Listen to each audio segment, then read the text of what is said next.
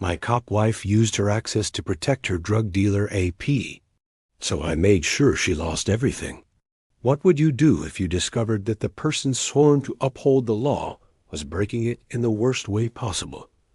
What if that person was your wife? And what if she was using her badge, her access to confidential police databases, to protect the man she was having an affair with, a man who was dealing substances on the streets? I'm about to tell you a story that sounds like it came straight out of a crime thriller. But this isn't fiction. This is my life. And this is how I watched my entire world crumble, only to rebuild it by exposing the truth. My name isn't important. What matters is what happened. So buckle up, because this story has more twists than a mountain road. And by the end, you'll understand why some betrayals cut so deep that the only option left is to fight back with everything you've got.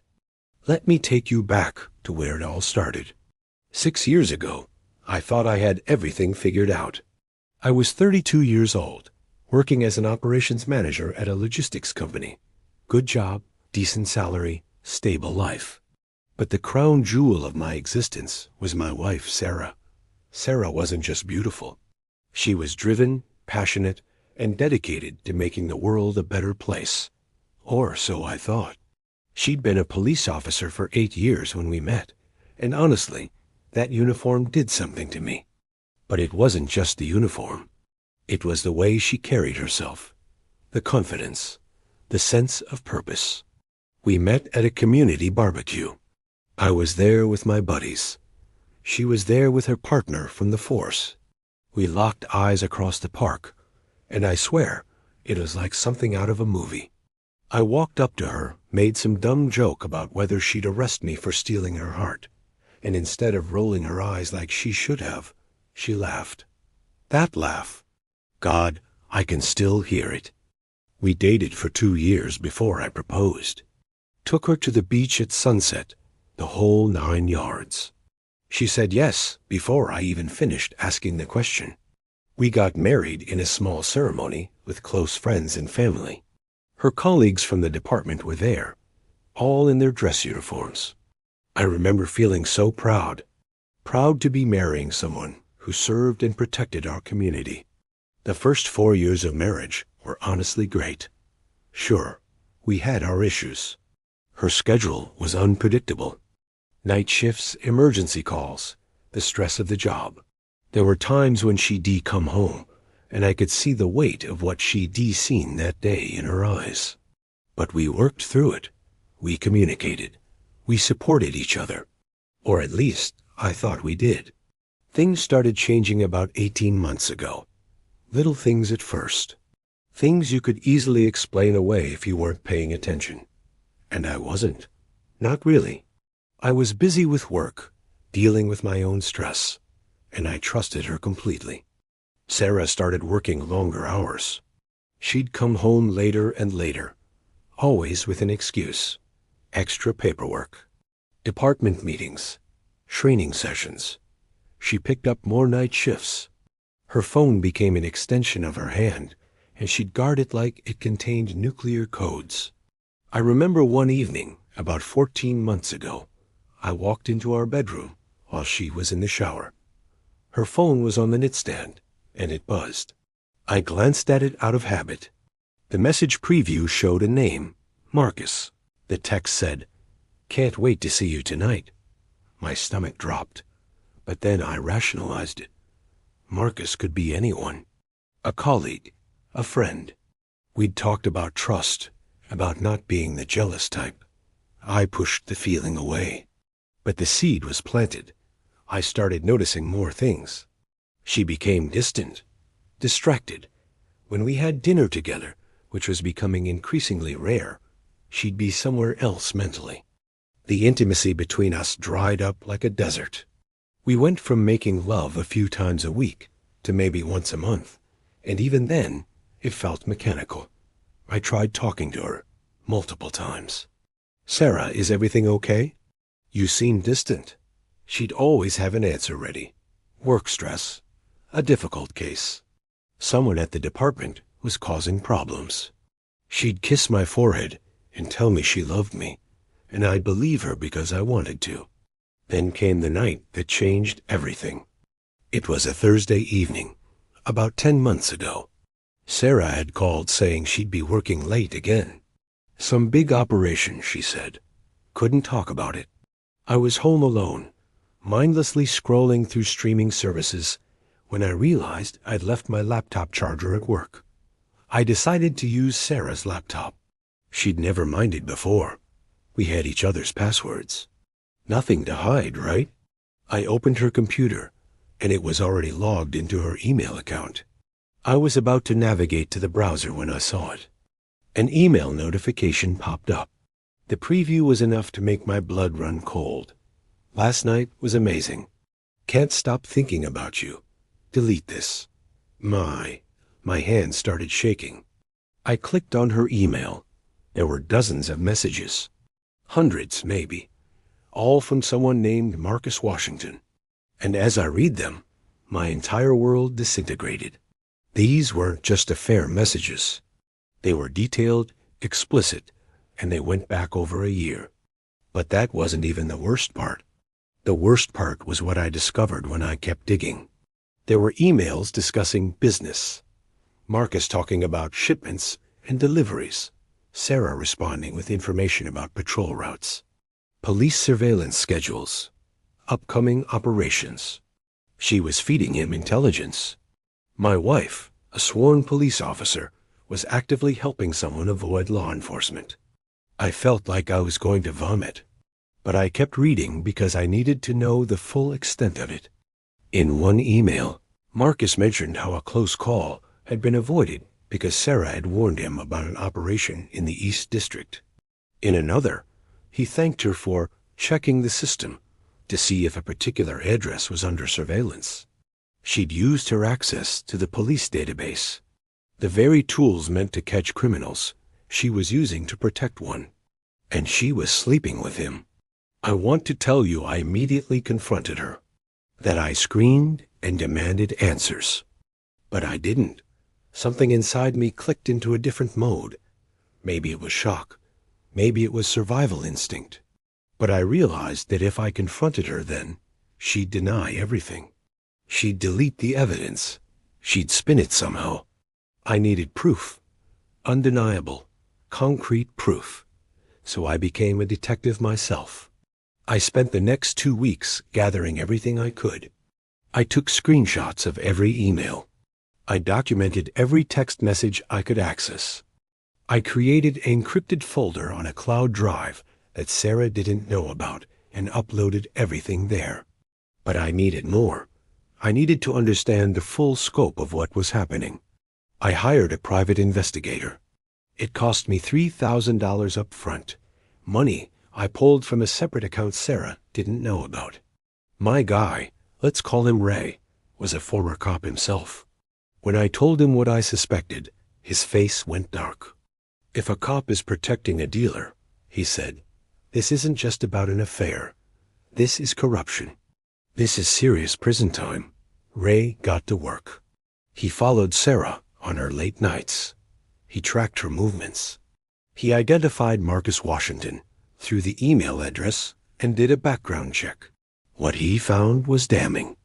Marcus Washington, 35 years old, had 2 prior arrests for substance distribution. Both times, he'd walked on technicalities. He was currently under investigation by the Narcotics Division, though apparently no one knew there was a leak in their own department. Ray's surveillance photos showed Sarah and Marcus meeting at a motel on the outskirts of town.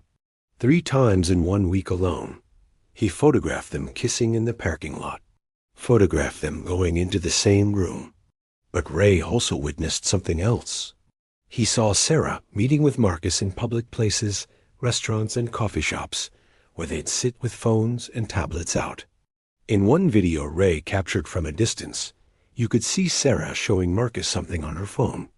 The angle was wrong to see exactly what, but given everything else, it wasn't hard to guess. I'm not going to lie to you. There were nights during those 2 weeks when I almost broke down. I'd lie in bed next to Sarah, this woman I'd loved for 6 years. This woman I'd pledged my life to, and I'd feel nothing but cold rage and devastating sadness. Part of me wanted to shake her awake and demand to know why. Why wasn't I enough? Why would she throw away everything for this person? Why would she betray not just me, but her oath, her badge, everything she claimed to stand for? But another part of me, the part that was taking over, wanted justice. Not just for me, but for everyone affected by what she was doing.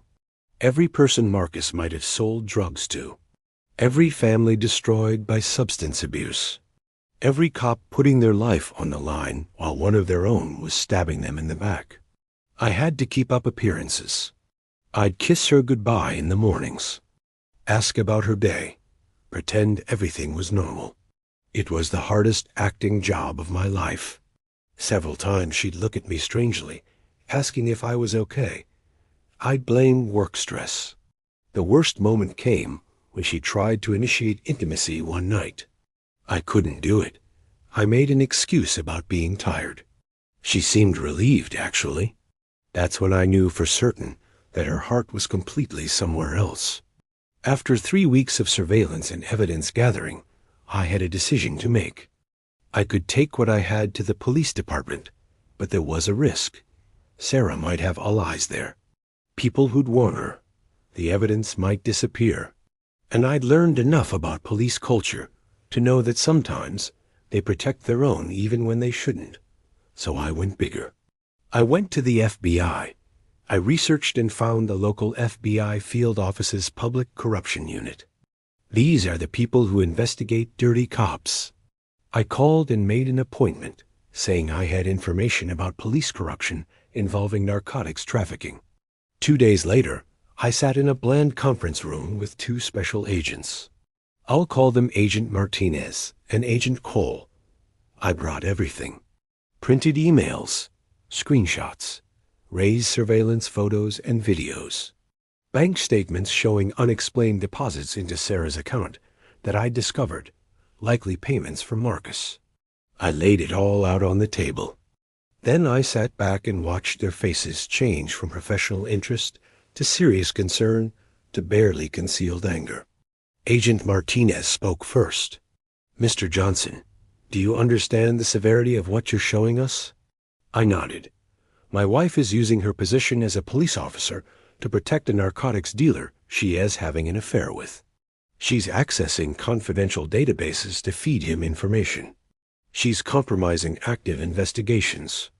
Yes, I understand the severity. Agent Cole leaned forward. Why come to us instead of her department? Because I don't know who else might be involved. Because I want to make sure this is handled properly. And because ... I paused, feeling the weight of it. Because she's my wife, and as much as I hate what she's done, I need to know that this is investigated by people who'll do it right. They exchanged glances. Then Agent Martinez said something that made my blood run cold. "We've actually had Marcus Washington on our radar for 6 months. He's suspected of being a mid-level distributor. But every time we get close, he seems to know we're coming. Now we know why. What I didn't realize when I walked into that FBI office was that I was about to become part of an active federal investigation. The agents asked me if I'd be willing to cooperate fully, to not confront Sarah, to continue acting normal while they built their case. This isn't just about your wife anymore," Agent Cole explained. "This is about how much damage has been done. How many investigations were compromised? How many criminals walked free because of leaked information? We need to be thorough." I agreed. What choice did I have? The next 6 weeks were psychological torture. I had to go home every day to a woman I knew was betraying me in every possible way and act like everything was fine. The FBI set up a monitoring system on my home computer, the one Sarah sometimes used to track her activities. They got a warrant for her phone records. They began their own surveillance. During this time, Ray kept feeding me updates. Sarah met Marcus at least twice a week, sometimes at the motel, sometimes at his apartment. The FBI was watching both of them now, building a comprehensive case, not just about the corruption, but about Marcus's entire operation. One evening, about a month into the FBI investigation, Sarah came home in a good mood, better than I'd seen her in months. She actually suggested we go out to dinner together. I said yes, because what else could I do? We sat in this Italian restaurant, and she held my hand across the table. She told me she loved me. She said she knew she'd been distant lately, but things at work were calming down, and she wanted to reconnect with me. I sat there, looking into her eyes, and I felt absolutely nothing. The woman I'd loved was gone. In her place was a stranger who could lie to my face without even flinching. I smiled and squeezed her hand and said I'd like that too. When we got home, she initiated intimacy, and I went through with it. I know how that sounds, but I had to maintain the cover. The FBI had asked me to act normal, and unfortunately, this was part of our normal. But the entire time, I was somewhere else mentally. It was the most hollow, depressing experience of my life. By week 7, Agent Martinez called me for a meeting. They had everything they needed. Recorded conversations between Sarah and Marcus discussing police operations. Evidence of Sarah accessing databases without legitimate reason, specifically searching for information about Marcus and his associates. Financial records showing Marcus had paid Sarah over $30,000 in the past year through various channels. They'd also built a solid case against Marcus himself. Surveillance had caught him in multiple hand-to-hand transactions. They'd identified his suppliers. They had enough to take down a significant portion of the distribution network in our city. We're moving on this next week, Agent Martinez told me. We'll coordinate with the police department's internal affairs, but the arrests will be federal. We wanted you to know first. Then she said something I wasn't prepared for. You should consider where you want to be when this goes down. It's going to be all over the news. Your life is about to change dramatically. She was right. But I'd already thought about it. I'd quietly started looking for a new apartment. I'd consulted with a divorce attorney. I'd moved money into separate accounts. I was ready for the explosion. Agent Cole added, I want you to know what you did took courage. A lot of people would have looked the other way, would have been too afraid to turn in their own spouse. You did the right thing. I nodded, but honestly, I didn't feel courageous. I felt betrayed and angry and sad all at once. But I also felt certain that this was necessary. The operation happened on a Wednesday morning. I'd taken the day off work, claiming I was sick. I stayed at a hotel room across town, one the FBI knew about. They'd offered to have someone with me when it went down, but I'd declined. I needed to process this alone. At 6 a.m., I got the text from Agent Martinez. It's happening now. Federal agents and internal affairs officers executed simultaneous warrants. They hit Marcus's apartment, 2 stash houses, and Sarah's locker at the police station. At the same time, Sarah was called into her captain's office, where she was met by FBI agents and EA investigators. I wasn't there, but I later got the details. When they confronted her with the evidence, she initially tried to deny everything. Then she tried to minimize it, claiming she was gathering intelligence on Marcus, that it was an undercover operation. But when they showed her the motel surveillance, the recorded phone calls where she explicitly warned him about police movements, the financial transfers, she broke down. Marcus was arrested trying to flush evidence down a toilet. They recovered enough product to charge him with distribution with intent to sell, possession of an illegal firearm, and a list of other charges. And because of Sarah's involvement, they added conspiracy charges. Sarah was arrested at the police station, handcuffed by her own colleagues, walked out in front of everyone. I heard from someone who was there that the silence in that building was deafening. Cops don't take kindly to betrayal from within. She was charged with multiple felonies: official misconduct, obstruction of justice, unauthorized use of police databases, conspiracy to distribute controlled substances, and accepting bribes. The district attorney held a press conference. It made national news. Police officer arrested in corruption scandal. Cop accused of protecting. Drug dealer boyfriend. The headlines were everywhere. Sarah made bail, posted by her parents. I wasn't at the arraignment. I'd already moved out of our house. Her parents called me, screaming, demanding to know if I had anything to do with it. I told them to talk to their daughter about what she'd done, and hung up.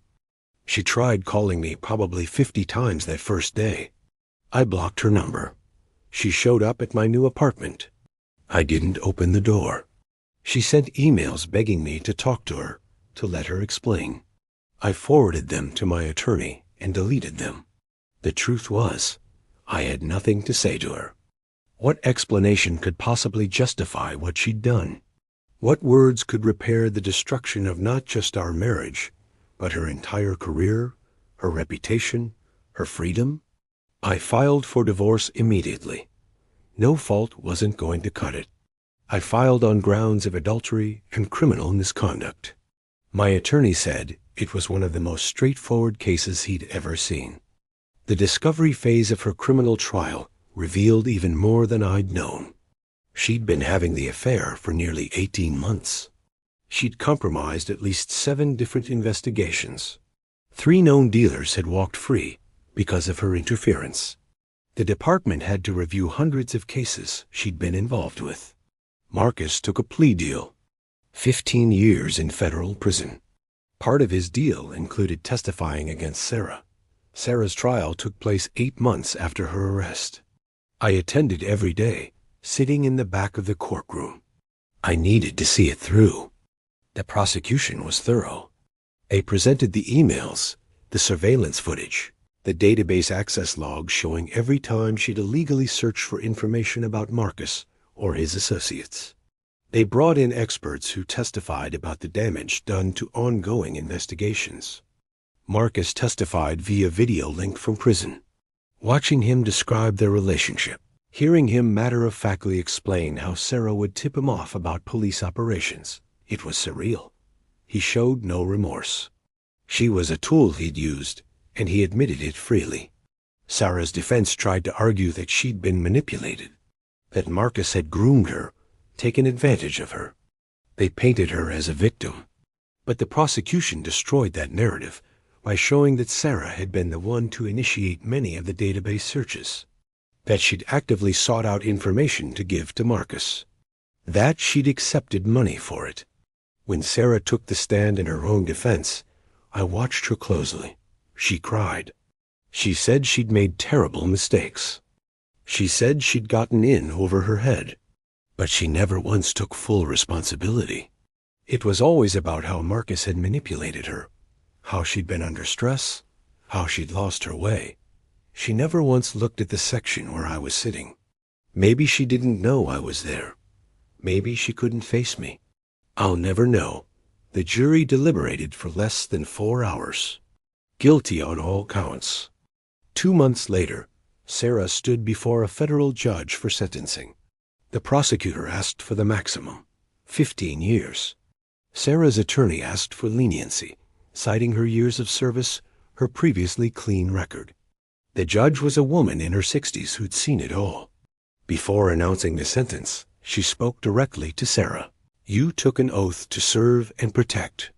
You were given authority and trust by your community, and you betrayed that trust in the most egregious way possible.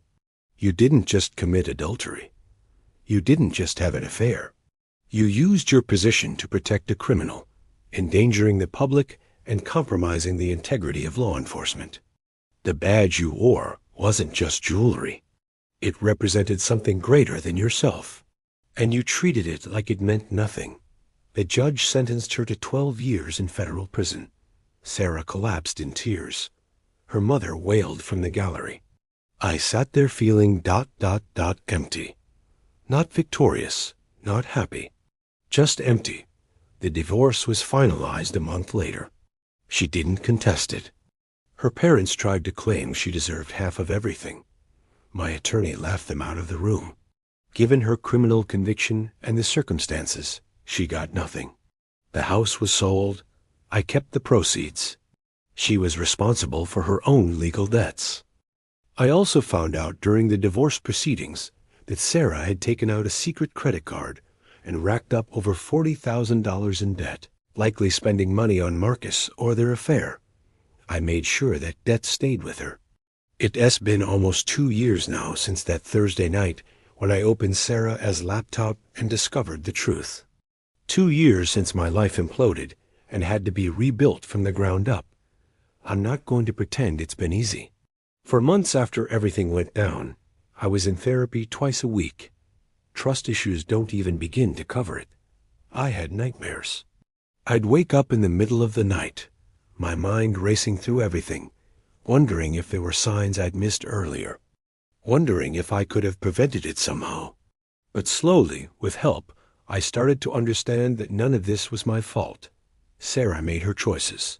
She chose to have an affair. She chose to betray her oath. She chose to break the law. Those were her decisions, not mine. I changed jobs about a year ago. Too many people at my old company knew about what happened. The looks, the whispers, the questions. I needed a fresh start. I'm now working as a logistics consultant, making actually better money than before. I've started dating again, though I'm taking it very slow. There's a woman, Jessica, who I've been seeing for about 3 months. She knows everything about what happened. I was upfront from the start because I refused to have any relationship built on half-truths or hidden pasts. She's been incredibly understanding. The FBI actually sent me a letter a few months ago, thanking me for my cooperation. Agent Martinez included a personal note saying that because of my actions, they were able to take down a significant narcotics distribution network and restore integrity to a compromised police department. She said I should be proud. I don't know if proud is the word, but I do feel like I did the right thing. So that's my story. That is how I went from thinking I had a perfect marriage to discovering my cop wife was using her badge to protect her drug dealer affair partner. That's how I made the hardest decision of my life to expose her, knowing it would destroy everything we'd built together. People sometimes ask me if I regret it, if I wish I'd handled it differently. The answer is no. Could I have just confronted her, filed for divorce quietly, and moved on with my life? Sure, but that would have meant Marcus stays on the streets. It would have meant Sarah continues to compromise investigations, putting other officers and the public at risk. It would have meant letting corruption go unchecked. What Sarah did wasn't just about betraying me personally. It was about betraying the public trust. It was about using power and authority for selfish, criminal purposes. That kind of corruption is like cancer. If you don't cut it out completely, it spreads. I think about Sarah sometimes. She's in a federal prison in another state, serving her sentence. I wonder if she understands the full weight of what she did. If she's truly sorry, not just for getting caught, but for the choices she made. I'll never know. We haven't communicated since before the trial, and I have no intention of ever speaking to her again. Marcus is in a different federal facility, serving his 15 years. From what I understand, he's not doing well. Drug dealers don't fare well in prison, and federal time is hard time. As for me, I'm rebuilding, slowly but surely. I bought a condo in a different part of the city. I'm reconnecting with old friends I'd neglected during my marriage. I'm rediscovering hobbies I'd put aside. I'm learning to trust again, though it's a process. If there's a lesson in all of this, it's that betrayal can come from the people you trust most, the people you'd never suspect. And when it does, you have a choice. You can let it destroy you, or you can choose to stand up for what's right, even when it's the hardest thing you'll ever do. I chose to stand up. I chose justice over comfort. I chose the truth over the lie of my marriage. And while the process was agonizing, while there were days I thought the pain would never end, I can now look at myself in the mirror and know that I did the right thing. That's worth more than any perfect life built on lies could ever be. Thank you for listening to my story. If you found this video valuable, please hit that like button and subscribe to the channel. Share your thoughts in the comments below. Have you ever had to make a difficult choice between loyalty and doing what's right? I'd love to hear your perspective. And remember, if you're going through something similar, if you've discovered betrayal in your own life, you're not alone. There are resources available. There are people who can help. You don't have to go through it by yourself. Until next time, stay strong, stay true to yourself, and never be afraid to stand up for what's right, no matter the cost.